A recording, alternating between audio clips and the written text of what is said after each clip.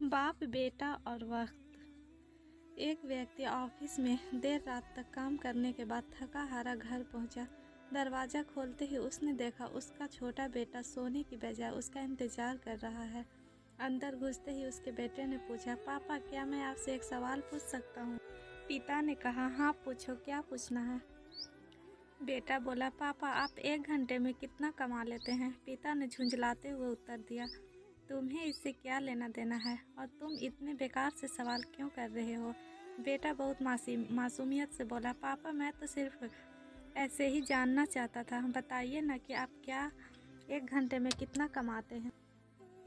पिता ने गुस्से से उसकी तरफ देखते हुए कहा, नहीं बताऊंगा, तुम जाकर सो जाओ। यह सुनकर बेटा दुखी हो गया और वह अपने कमरे में चला गया। उसका पिता अभी भी गुस्से में था और वो सोच रहा था कि आखिर उसके बेटे ने ऐसा क्यों पूछा। कुछ समय बाद उसका गुस्सा शांत हुआ और वह अपने बेटे के कमरे में गया। पापा क्या तुम सो गए? बेटा, नहीं पापा। पापा मैं सोच रहा था कि मैंने तुम्हें बेकार में ही डांट दिया। दरअसल दिन भर के काम से मैं बहुत थक गया था, इसलिए तब तुम्हारे सवाल का जवाब नहीं दे पाया। मुझे माफ़ कर दो। वैसे मैं 1 घंटे में 100 रुपया कमा लेता हूँ।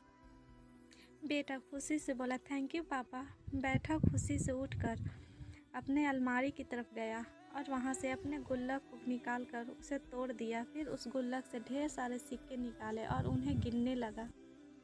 सिक्के गिनने के बाद वह अपने पापा के पास आया। बेटा, पापा मेरे पास यह 100 रुपया है, क्या मैं आपसे 1 घंटा कल का खरीद सकता हूँ?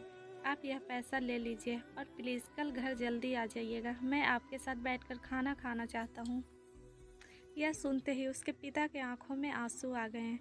दोस्तों, इस जीवन में हम कई बार अपने आप को इतना व्यस्त कर लेते हैं कि हम उन लोगों के लिए ही समय नहीं निकाल पाते जो हमारे जीवन के सबसे ज़्यादा अहमियत रखते हैं। कैसी लगी आप लोग को एक बाप बेटे की कहानी?